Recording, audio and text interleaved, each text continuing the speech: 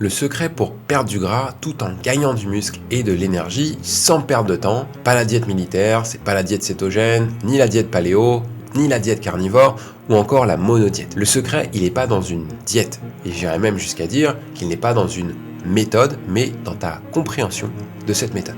Si tu suis quelque chose sans savoir pourquoi, je peux te prédire que ça ne durera pas longtemps. Dans cette vidéo, je vais te donner la méthode de Papa In Shape, mais surtout je vais te l'expliquer. Et pour ça, je vais m'appuyer sur les 3 piliers de la gestion de ton poids. On va voir ensemble leur rôle et les conséquences sur leur déséquilibre. Et je te parlerai du carb cycling, la méthode qu'on utilise chez Papa In Shape. Je te donne même un plan alimentaire sur une semaine pour te donner un exemple très concret de comment peut s'articuler le carb cycling dans ton quotidien. Et ça se trouvera en description. La gréline, c'est l'hormone de la faim. Elle est produite en majeure partie par l'estomac et son action, c'est qu'elle va stimuler l'appétit et le stockage des graisses. C'est elle, en quelque sorte, qui va faire gargouiller ton ventre et te donner envie de manger. Tout ça pour dire qu'elle est importante et qu'elle est même un allié de ta santé et même de ta survie. Si tu n'as pas faim, tu ne manges pas et tu ne tiens pas longtemps. Les dysfonctionnements de la gréline, ils vont principalement vers le surplus. On peut observer un surplus de gréline chez 2 catégories de gens opposés. D'abord, chez les obèses, ce qui peut être également la conséquence d'une surproduction ou d'un dérèglement immunitaire qui fait qu'elle ne se dégrade pas, ce qui entraîne une sensation persistante de faim et donc une alimentation qui est trop importante, ce qu'on appelle les gros mangeurs. Et chez les anorexiques, ce qui est la conséquence d'un apport trop bas en nourriture. Leur corps essaye de rétablir une balance, il a l'impression qu'il n'y a pas assez d'énergie qui entre, alors pour survivre, il tente de le conduire à s'alimenter. La gréline, c'est la première raison qui fait que les diètes qui sont trop restrictives ne fonctionnent pas. Parce que tu ne peux pas tromper ton corps éternellement sur le décalage que tu crées entre les ressources dont il a besoin et celles que tu lui apportes. Parce que pour une production normale de gréline et une fréquence de sécrétion normale, il est conseillé d'avoir un apport en fibres et en protéines qui est suffisant. Les deux vont ralentir la digestion et ils vont avoir un pouvoir de satiété qui est important. Ça va aider ton corps à avoir un apport d'énergie qui diffuse entre les différents repas. Ensuite, on a la leptine, qui est l'opposé de la gréline. Elle, c'est l'hormone de la satiété. Son rôle à elle, c'est d'informer ton cerveau qu'il y a une quantité suffisante d'énergie et elle est surtout sécrétée par le tissu adipeux, c'est-à-dire la graisse. Et ça, c'est une réserve d'énergie pour le corps. Donc, quand il y en a assez, la leptine est là pour dire on est bon, on n'a pas besoin de plus. Le souci, c'est que quand on a trop de graisse, on peut alors faire face à une résistance à la leptine. C'est-à-dire qu'il y en a, mais il y en a tellement que le cerveau, il est perdu.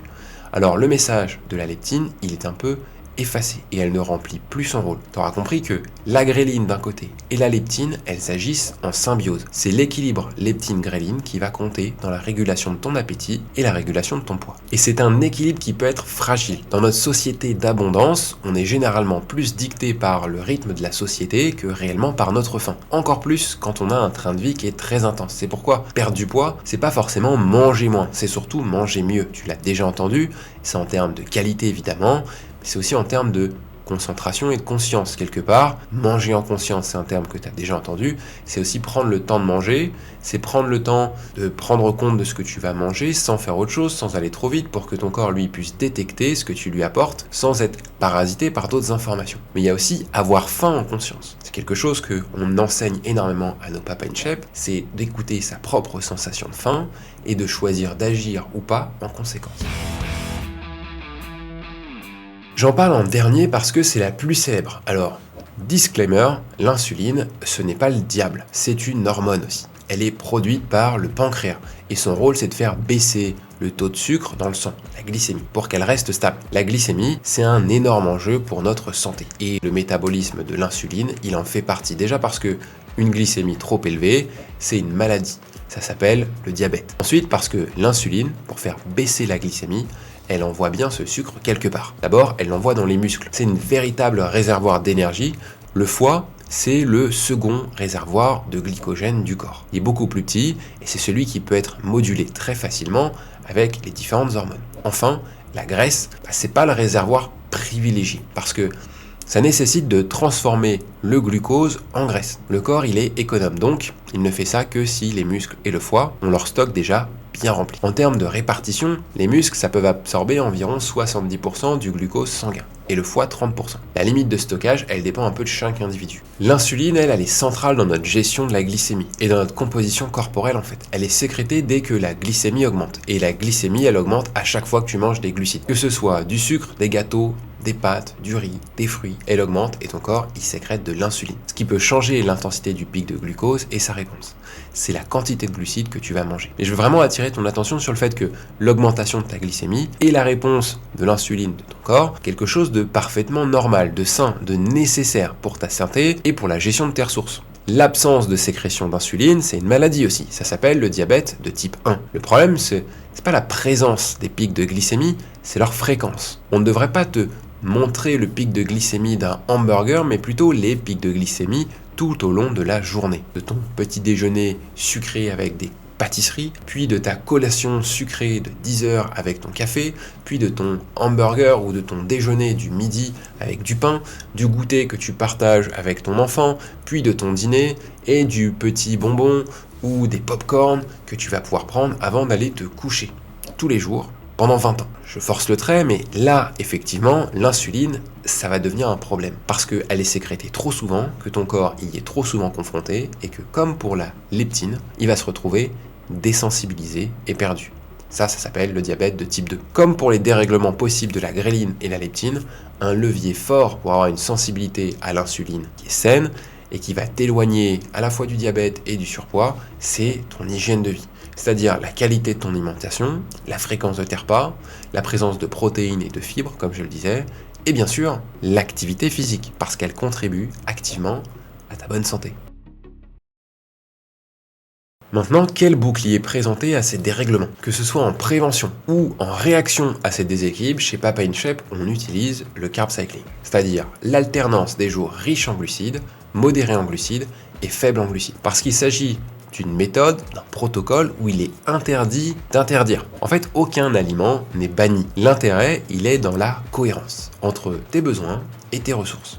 Déjà, généralement, on ne met pas de sucre au petit déjeuner. Que ce soit le jour, avec riche en glucides ou faible en glucides, je t'ai pu t'en parler déjà dans cette vidéo. Ça t'évite un premier pic de glycémie et le premier shot d'insuline qui va avec. En plus, c'est généralement plus rassasiant et ça t'aide mieux à tenir tout au long de la matinée jusqu'au déjeuner. Ensuite, pour tes repas, on applique une règle qui est assez simple sur les jours modérés. Un quart de protéines, un quart de féculents et la moitié de légumes. Ça a l'air de rien et c'est pour ça que c'est puissant. En fait, il faut maîtriser les bases parce que le fait d'avoir la règle des légumes, elle change quasiment tout pour beaucoup de Papa In Shape. Maintenant, aujourd'hui, c'est des légumes quoi qu'il arrive et le reste, je mets, donc protéines et nos bons vieux glucides.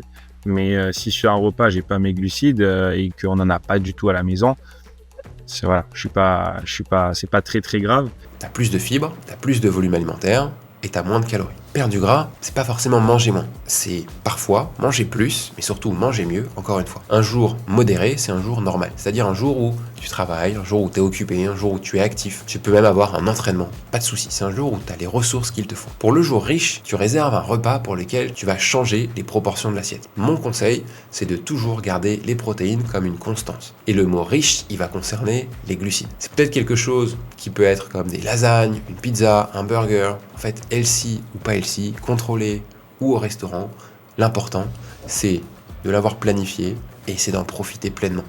Tu sais, quand il va avoir lieu, il est prévu. Donc, il n'y a pas de souci, on va pouvoir l'apprécier, on va pas culpabiliser. Et tu peux le vivre parce que manger, c'est aussi du plaisir. Et c'est du plaisir dans ses repas. C'est le jour où tu as le plus d'apport énergétique. Moi, ce que je fais toujours, c'est que je conseille une grosse intensité de séance avant ou le lendemain pour avoir un gros effet de récupération ou de grosse préparation. Enfin, le jour pauvre, ou les jours pauvres, ça peut dépendre un peu des objectifs, c'est un jour sans aucune source de glucides. Tu peux te tourner plutôt vers des légumes, des bonnes graisses, avec des protéines.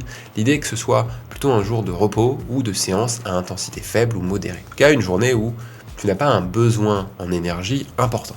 Par contre, tu peux parfaitement travailler. Les jours faibles en glucides, j'ai une capacité à travailler qui est toujours très bonne. Tu peux retrouver en description un exemple de répartition dans la semaine couplé avec une semaine d'entraînement. C'est un exemple. Et le carb cycling, il est modulable selon ton niveau d'activité. Si tu fais du triathlon et que tu t'entraînes tous les jours pour la préparation d'un Ironman avec des intensités plutôt élevées, je te recommanderais surtout pas de faire des jours faibles en glucides. Le tout, c'est vraiment de faire matcher ton niveau d'activité, tes besoins avec tes apports.